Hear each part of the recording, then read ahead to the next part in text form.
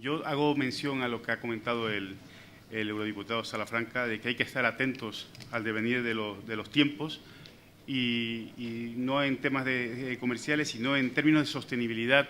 Lo que ha ocurrido, no ya desde el año 2000, cuando se firmó el acuerdo, sino desde época mucho más reciente, del 2015, ha habido dos elementos disruptivos muy importantes. Uno que tiene que ver con el propio Acuerdo de París. El propio Acuerdo de París ha generado una disrupción tecnológica de la cual comentaremos algo, supongo, a lo largo de la intervención de alguna manera. Y luego una disrupción social con la aprobación de la Agenda 2030. Y evidentemente todos esos elementos que han sido disruptivos no están incluidos en el acuerdo vigente y por lo tanto es muy relevante que se tengan presentes. España, Europa y México son muy sensibles a los problemas del cambio climático. Bueno, España está en uno de los sitios con más estrés hídrico que nos vaticinan los científicos del IPCC y México no se queda atrás. México tiene ya anuncios de que en 2040 el nivel de la temperatura va a subir en algunas zonas 5 grados. 5 grados, imaginémonos en el cuerpo humano lo que significa. Va a tener mayores huracanes en los estados costeros, un incremento medio de la temperatura de 1,5 grados en el año 2040, inundaciones y deslizamiento de tierra, etcétera, etcétera. El reciente informe del IPCC viene un poco a refrendar lo que ya habían dicho anteriormente. También da esperanzas porque dice que es posible contener la temperatura del planeta en 1,5 grados, pero para ello hay que poner todas las palancas a funcionar, las palancas tecnológicas, de innovación, las financieras, las regulatorias, las fiscales. Hay que poner a todos los sectores y hay que poner a todos los países y además hacerlo con urgencia. Europa tiene muchísimos elementos que también se han desarrollado después de la aprobación del acuerdo con México. México también es referente en muchos elementos como de desarrollo de su ley de cambio climático en 2012 o de la estrategia nacional en 2013, a 10, 20 y 40 años. Y, por ejemplo, tiene, al igual que Europa, señales a la reducción de las emisiones en sus sectores tanto difusos como no difusos. En las cumbres recientes que ha habido sobre el cambio climático en San Francisco y en Nueva York, el One Planet Summit, se confirman elementos negativos. Y los elementos negativos es que el problema es exponencial, el problema del cambio climático es exponencial y, por lo tanto, requiere soluciones exponenciales. Algunos sectores están dando soluciones exponenciales, como por ejemplo las tecnologías renovables, pero otros no están dando esas soluciones y, como dije antes, hay que tener todas las palancas funcionando. Otro elemento que también se ha acordado es que hay que tratar el cambio climático conjuntamente con el tema de la calidad del aire, porque tiene las mismas fuentes, la quema de combustibles fósiles, y tiene las mismas soluciones. Y luego también hay una constancia de que el problema no es un elemento, los problemas no son lejanos en el tiempo y en el espacio. No es el tema del oso polar en el año 2100, es un problema que ya nos afecta en el momento actual y en las geografías en las que todos estamos. La parte positiva es que las no partes, o sea, los no gobiernos, lo que no son gobiernos, están muy involucrados. Estados, regiones, universidades, filántropos, empresas, ONGs, etcétera. El ejemplo paradigmático es la reacción que ha habido al anuncio de la salida del Acuerdo de París con el movimiento We Are Still In, liderado por Michael Bloomberg y el gobernador de California. Y luego que hay iniciativas de toda índole, hay compromisos de cero emisiones en gobiernos, regiones, ciudades, empresas, apuestas por el vehículo eléctrico, apuestas por penetración de renovables, nuevos mercados de CO2, etcétera, etcétera. Y la tecnología está ayudando y cambiando paradigmas. Y en esto no es ajeno a México. No desde el 2000, desde el año 2011 el coste de la tecnología fotovoltaica se ha reducido en un 78%. El de la eólica de tierra en un 71% y el de la eólica marina en un 70%. Y el último referente en 2018 de los menores precios se dan en México en la fotovoltaica y en la eólica. Y por lo tanto, pues es un elemento muy importante en la consideración de los acuerdos que se van a firmar con la Unión Europea, ¿no? Otro elemento que se ha constatado es que la lucha contra el cambio climático ha dejado de ser un problema y un elemento de coste. Ya la descarbonización no es una opción costosa, es una opción que genera oportunidades en términos en el libro que ha publicado Michael Bloomberg, habla de cambiar la narrativa, porque esto ya es negocio, la lucha contra el cambio climático, por lo tanto hay que poner la oreja en todos estos cambios comerciales que se están dando en todo el mundo, ¿no? Y en este marco, el año que viene va a haber una cumbre importante del Secretario General en 2019 para empujar en ese momentum que llaman, porque en 2020 hay que cambiar los compromisos hacia la mayor ambición de todos los países, en este caso la Unión Europea y también el propio México. Se establecerán marcos, y supongo que serán las oportunidades de las que nos hablará Valvanera, de intercambio de tecnologías bajas en carbono, desarrollo conjunto de señales de carbon pricing en impuestos o en mercados, como está ya ocurriendo, por ejemplo, entre Europa y algunas economías, y también entre México y algunas otras economías. Y el intercambio de soluciones para la transición de vulnerables, la financiación verde, etcétera, etcétera. Y para hablarnos de ello, ¿quién mejor que Valvanera Ulargui? Tenéis todos el currículum. Pero a mí me gustaría decir que es una de las mayores expertas, no solo españolas, europeas, sino a nivel, yo me diría, sacando pecho a nivel internacional. Es apasionada, ya lo veréis, y es muy didáctica en todo lo que hace. Y yo diría que si en todos los países tuviéramos una Valvanera, pues seguramente el reto del 1,5 grados lo tendríamos garantizado. O sea que, Valvanera. Mucha responsabilidad está sobre nosotros. Muchas gracias, Carlos. Gracias a la Fundación por invitarme hoy a estar aquí con todos ustedes. Yo creo que voy a intentar ser breve en la exposición por si luego tienen ustedes preguntas. Lo que más me gusta de este acuerdo es la modernización. La palabra modernización del acuerdo realmente es lo que está pidiendo la sociedad y es lo que estamos pidiendo también desde las administraciones públicas para enganchar, ¿no?, en el nuevo reto que tenemos ante un mundo que está interconectado. Los desafíos ya son globales, todos los problemas a los que nos enfrentamos, ¿no?, en España y a los que se enfrentan en México en temas de inmigración, en temas de fenómenos extremos como pueden ser huracanes, como pueden ser las sequías, como pueden ser las futuras ciudades, ¿no?, que recogerán a más del 80% de la población y tendrán que hacer frente a ello. Todos esos retos que están conectados, esos retos que están globalizados, tienen un detonante claro que es el cambio climático, lo cual tendremos que ser capaces, ¿no?, de modernizarnos en todos los aspectos de nuestro modelo de desarrollo. Para ello hay una herramienta que es clave y que nos interpela a todos sobre qué mundo queremos construir y cómo lo queremos hacer, ¿no?, ante el contexto que, como bien ha señalado Carlos, estamos viviendo. Yo creo que la herramienta clave es la colaborativa. No se puede construir de otra manera que colaborando entre los países, fortaleciendo las sinergias, haciendo frente a los riesgos y buscando las oportunidades que pueden fortalecer el interés general. En ese sentido, París ya dio una señal, la comunidad internacional ya nos ha puesto en la pista de cuáles son los pasos que tenemos que dar. La Agenda 2030, también el año 2015, nos marca una senda de desarrollo baja en carbono, una senda de sostenibilidad, por un motivo claro, porque el modelo actual se ha puesto encima de la mesa en el foro internacional, en los foros nacionales y en nuestros ámbitos diarios y cotidianos de actuación, que no es el futuro, que está agotado y que tenemos que establecer una hoja de ruta para avanzar hacia sociedades más sostenibles y hacia sociedades que realmente puedan tener las oportunidades, ¿no?, que hemos tenido nosotros mismos. Somos la sociedad de la información, conocemos todo, tenemos todos los datos, como bien decía Carlos, no solamente el IPCC, que es el mayor panel, ¿no?, intergubernamental de cambio climático, sino también en nuestros ámbitos nacionales somos muy conscientes de los escenarios climáticos a los que nos enfrentamos y somos también muy conscientes de que si no actuamos el coste de la inacción va a ser mucho mayor. En este contexto, la agenda internacional marcó dos señales, como digo, muy claras. Uno, descarbonización de la economía para el año 2050 y otro, trabajar en todos los niveles de la administración y en todos los niveles de la sociedad.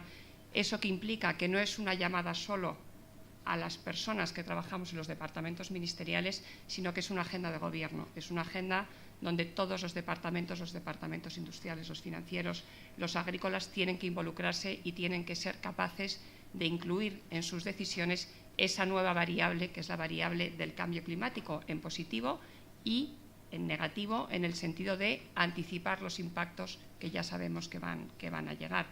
¿Cómo lo tenemos que hacer? Con una obligación de resultados. París, evidentemente, es el acuerdo global, es la máxima manifestación de voluntad política de avanzar hacia economías bajas en carbono, cada uno dentro de sus circunstancias, cada uno de acuerdo con sus prioridades de desarrollo y cada uno también de acuerdo con las posibilidades tanto tecnológicas como financieras que sean capaces, ¿no?, de generar en los próximos años.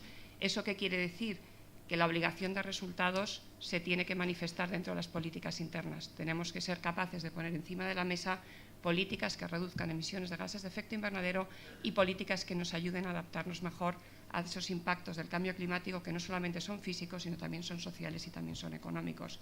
¿Cómo lo estamos haciendo? ¿Cómo intentamos dar respuesta en la comunidad internacional? Bueno, países como México y España son pioneros en lucha contra el cambio climático.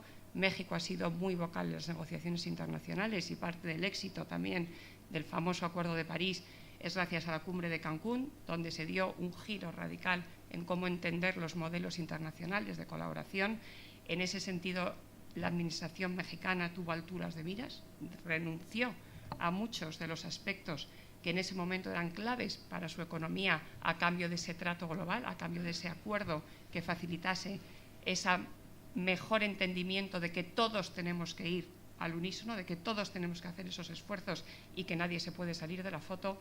En ese sentido, fueron también ejemplarizantes, una vez aprobado el Acuerdo de París, fueron los primeros en poner encima de la mesa su compromiso. Su compromiso es qué políticas y qué medidas nacionales ellos interpretan que son las necesarias para que México avance hacia ese proceso de descarbonización.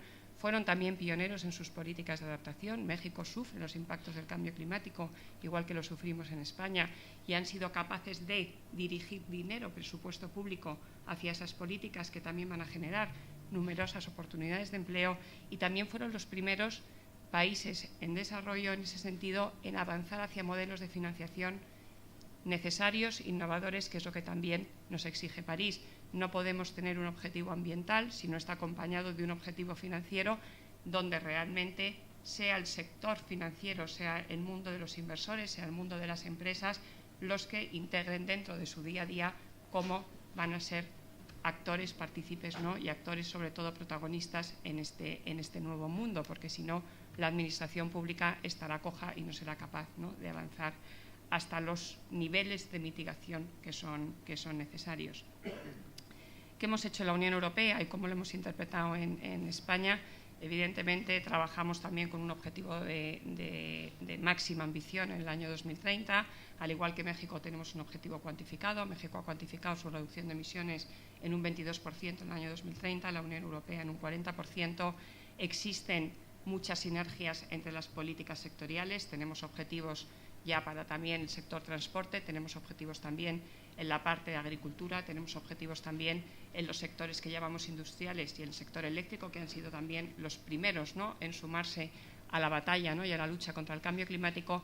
Y lo que tenemos que intentar es darnos cuenta que con todo el mecanismo que hemos puesto encima de la mesa, llevamos trabajando desde el año 2005 con grandes resultados, que es importante poner encima de la mesa, porque lo que se ha demostrado es que las políticas de lucha contra el cambio climático reducen las emisiones, que es uno de los principales objetivos. Evidentemente, hemos reducido las emisiones un 23% respecto al año 1990, pero sobre todo permiten un crecimiento sostenido en el tiempo.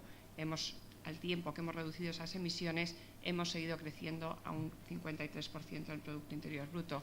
Esto que nos pone de manifiesto que es posible crecer y que hay que crecer de una manera sostenible y que hay que crecer de una manera que impacte menos en el medio ambiente. Para conseguir avanzar en este terreno, que por ahora todos son buenas noticias, por decirlo de alguna manera, la voluntad política existe, existen los compromisos de los países, existen ya políticas nacionales, que es lo que nos está pidiendo París, resultados específicos para reducir emisiones y adaptarnos al cambio climático y movilizar las tecnologías y a la sociedad. La mala noticia es que no llegamos al objetivo que tenemos encima de la mesa. No llegamos al objetivo porque los científicos estimaron un posible riesgo climático que pudiésemos asumir en un aumento de la temperatura en 2 grados. El último informe del IPCC, del panel intergubernamental de científicos, nos ha dicho que los impactos a los 2 grados, sobre todo en regiones vulnerables como es México y como son la región del Mediterráneo en Europa, duplicará los efectos del cambio climático. Tendremos el doble de sequías, tenemos el doble de inundaciones, tendremos el doble de enfermedades, si no conseguimos rebajarlo medio grado más, si no conseguimos alcanzar ese calentamiento, frenarlo en un 1,5.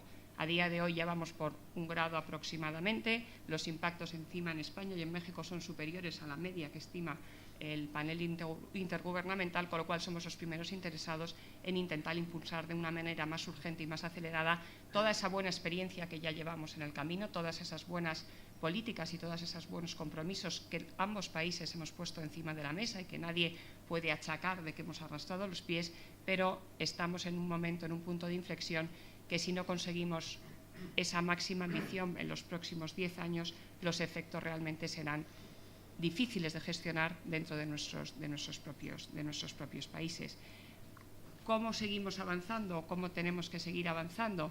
Tenemos que seguir avanzando en el camino de la oportunidad. Tenemos que seguir avanzando, como decíamos, en generar esos espacios comunes de modelos colaborativos donde empresas, administraciones y sociedad civil seamos capaces, ¿no?, de apostar, de dar un paso más, integrando la variable tanto económica como social de todas las decisiones que pongamos encima de la mesa. Los últimos informes que tenemos del sector financiero, los últimos informes que tenemos del New Climate Economy, nos dicen que en el futuro, en los futuros años, que es la década sobre todo hasta 2030, tenemos la oportunidad de revertir, ¿no?, todo este proceso, una oportunidad que va a generar 90 trillones de dólares americanos de inversión en infraestructuras. Tendremos que elegir si esas infraestructuras se hacen de una forma óptima para el impacto que estamos dispuestos a recibir o si lo hacemos de una forma menos óptima, con lo cual el coste de la inacción será similar a los costes que hemos sufrido en el año 2017, donde se han, tristemente, debido a los fenómenos meteorológicos extremos, miles de muertes. Hemos tenido también más de 300 billones de pérdidas en infraestructuras que hemos tenido que reparar frente a estos riesgos, ¿no?, que estamos ya asumiendo de cambio climático, y tenemos la oportunidad de canalizarlo en positivo. Si lo canalizamos en positivo, los datos también son animosos, yo creo, ¿no?, por decirlo de alguna forma, para todo el sector empresarial y, evidentemente, para impulsar marcos regulatorios que den esa certidumbre desde la parte de la Administración. Pero para el sector empresarial, esas inversiones se estima que bien hechas, si realmente actuamos dentro del contexto y de los límites de nuestro planeta y del contexto de los límites de reducir esas emisiones de gases de efecto invernadero, generarán 26 trillones de dólares americanos de beneficios directos. Evidentemente, estos son datos globales, hay soluciones en sectores y soluciones más o menos costosas en otros sectores que hay que calibrar, pero en cada uno de nuestros ámbitos, he oído antes hablar del turismo, he oído antes también hablar de la agricultura, en cada uno de estos ámbitos tenemos esa oportunidad de hacer las cosas bien, de evaluar si estamos generando un impacto que no vamos a poder pagar o que va a ser más costoso en un futuro, y reconducirlo hacia esas nuevas vías o esas nuevas avenidas, ¿no?, de desarrollo limpio que se están generando. Las tecnologías, como decíamos, han avanzado enormemente. Ya tenemos casos de éxito y París también funcionó o tuvo ese nivel de ambición gracias a que teníamos unas tecnologías, sobre todo en el sistema eléctrico, que ya dan respuesta a un coste aceptable y según también decimos las circunstancias nacionales el coste es diferente, pero que ya dan respuesta a un coste aceptable a esas soluciones de reducción de emisiones. Tenemos que seguir trabajando en otros sectores tan importantes como el agua, sectores tan importantes en España también y en México como son la agricultura y el turismo, que son parte de nuestro sistema productivo y que son parte del crecimiento que es necesario también para nuestra población. Los datos en empleo también son positivos y somos capaces de diseñar bien esa transición, porque no se puede hacer de la noche a la mañana. Si somos capaces de dar las señales adecuadas, conseguiremos 24 millones de nuevos empleos de aquí al año 2030. También son datos globales de la Organización Internacional del Trabajo, y está claro que aquellos que tengan la capacidad de posicionarse en primera línea serán los primeros en abarcar y en conseguir esas oportunidades. Desde la Administración tenemos la obligación de dar marcos regulatorios concretos, de dar seguridad y certeza jurídica. En España estamos trabajando en una ley de cambio climático y transición energética que lo que busca es traducir esos compromisos internacionales a nivel nacional, estableciendo unos objetivos cuantificados, tanto para toda la economía como para los sectores específicos, y que entiendan cuál es el objetivo. Tenemos que establecer también en esa ley todas las herramientas y políticas de acompañamiento. una política, como decíamos, a modelo o en similitud a lo que se está haciendo en París, económica y financiera acertada, y ahí tendremos que trabajar con todos los agentes, no solamente la parte presupuestaria, que evidentemente es importante, cómo reconducir los presupuestos generales del Estado hacia las actuaciones que son buenas, ¿no?, para la lucha contra el cambio climático y la adaptación y la generación de empleo, sino también cómo introducir esas señales de fiscalidad necesarias, ¿no?, para incentivar aquello que es positivo, ¿no?, y dejar de incentivar aquello que realmente está provocando impactos que ya conocemos. Para terminar, agradecer la invitación, entender que es un tema muy transversal y que a veces no es tangible, ¿no?, para la gente que no trabajamos, ¿no?, directamente en estas políticas, pero cada uno lo puede aterrizar directamente a su cuenta de resultados. Yo creo que ese es el mensaje que quería también dejar hoy en esta mesa. El acuerdo es un acuerdo moderno, ha integrado la variable del cambio climático, ha integrado la variable de la sostenibilidad, tiene que ser aplicable a todos los sectores y tiene que ser una obligación, como decíamos, de resultados con una cuenta positiva al final de nuestras estrategias de negocio y al final de nuestras estrategias nacionales, no solamente frente a los retos medioambientales, que por supuesto, pero sobre todo frente a los retos económicos y frente a los retos sociales. La herramienta está aquí, el acuerdo es una buena herramienta y ahora tenemos que ponerlo en marcha, al igual que tenemos que poner en marcha todas esas políticas que eleven esa ambición y todas esas señales claras para trabajar en la misma línea. Gracias.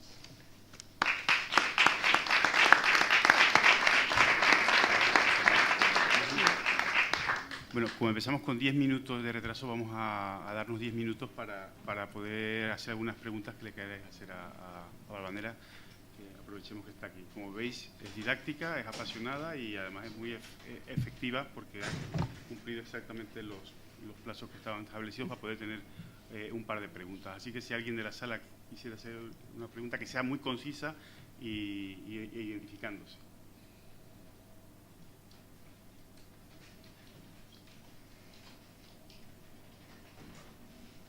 No hay ninguna.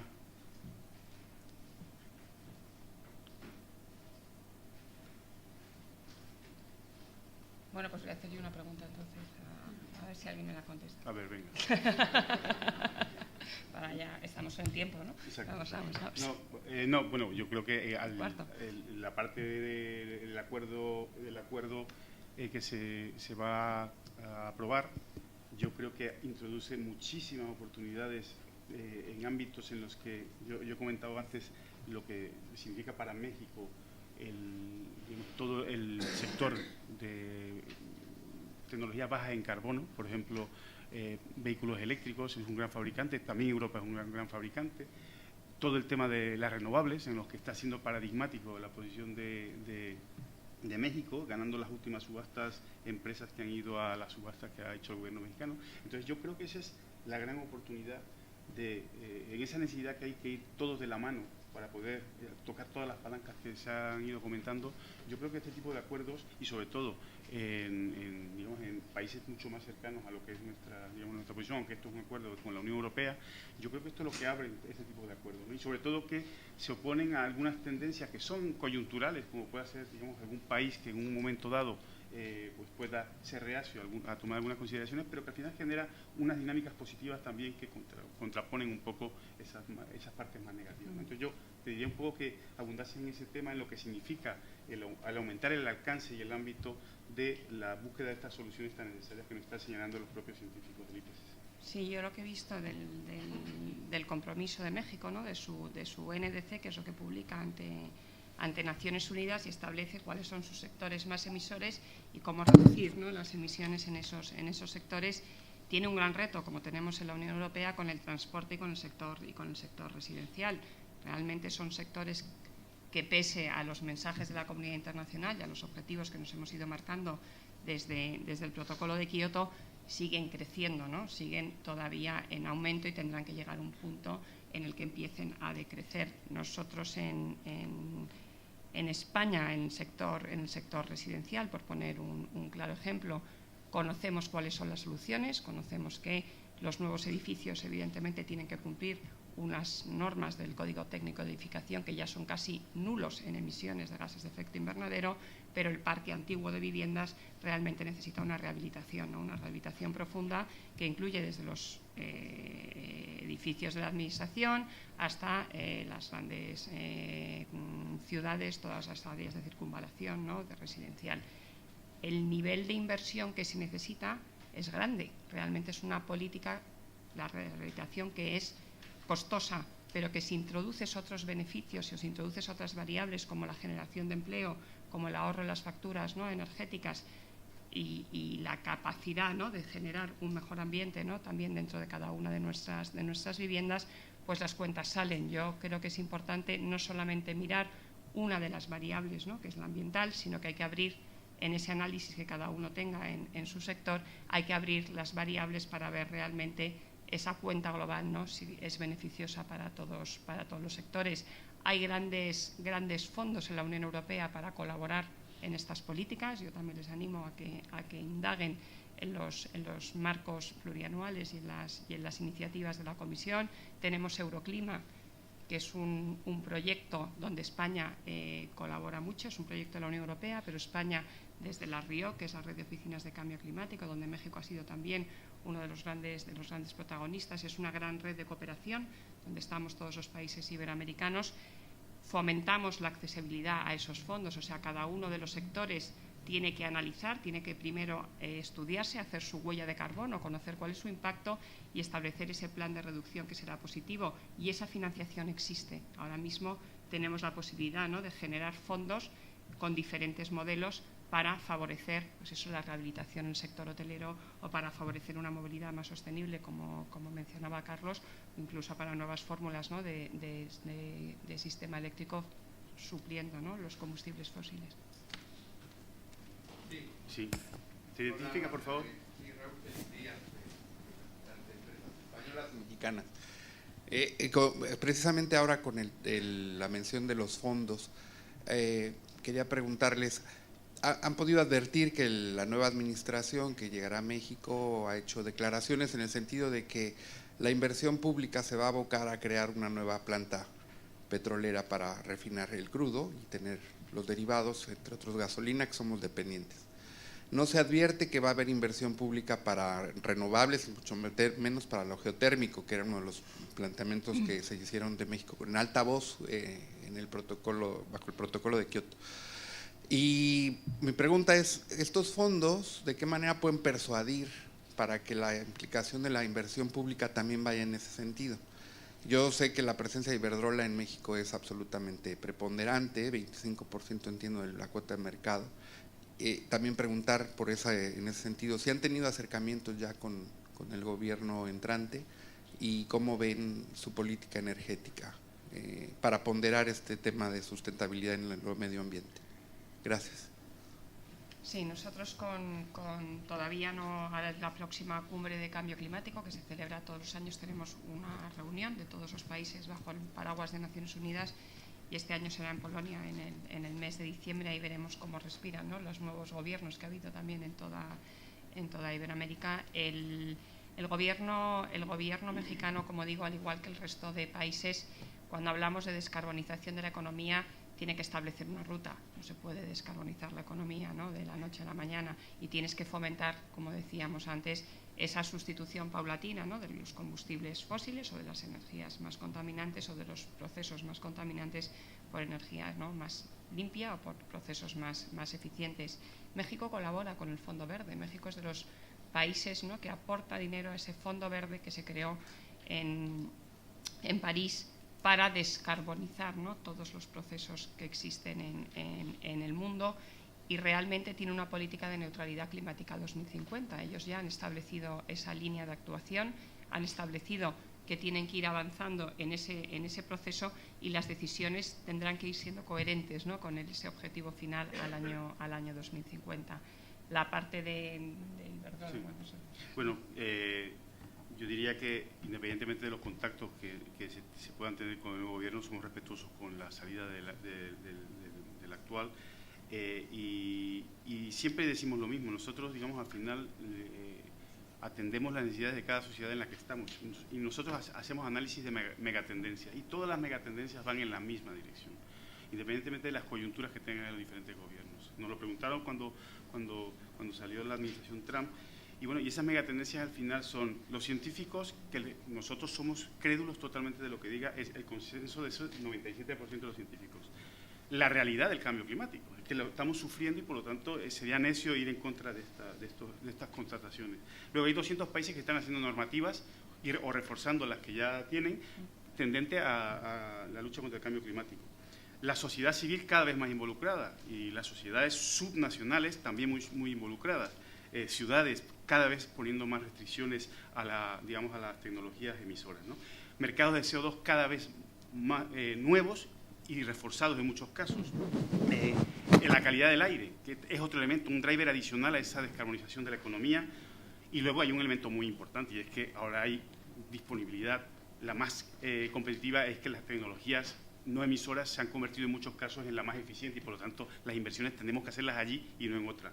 Y luego, lo fundamental, el mercado de capitales se ha creído esto de la lucha contra el cambio climático y de la insostenibilidad a futuro de los que no apuesten por esta descarbonización, y por lo tanto castigan mucho a aquellos que tengan estrategias de medio y largo plazo no descarbonizadoras. Por lo tanto, bueno, pues lo tenemos claro a nivel global, ¿no? Y yo creo que por respetar un poco los tiempos, agradecer de nuevo la colaboración de Valvanera, agradecer también la invitación que nos han hecho para poder estar aquí en la mesa, y nada, cualquier comentario adicional, seguro que Valvanera está disponible, no ahora mismo, pero seguramente en cualquier contacto que se tenga con vosotros o responderá a cualquier aclaración. ¿Vale? Muchas gracias, Carlos, y gracias por la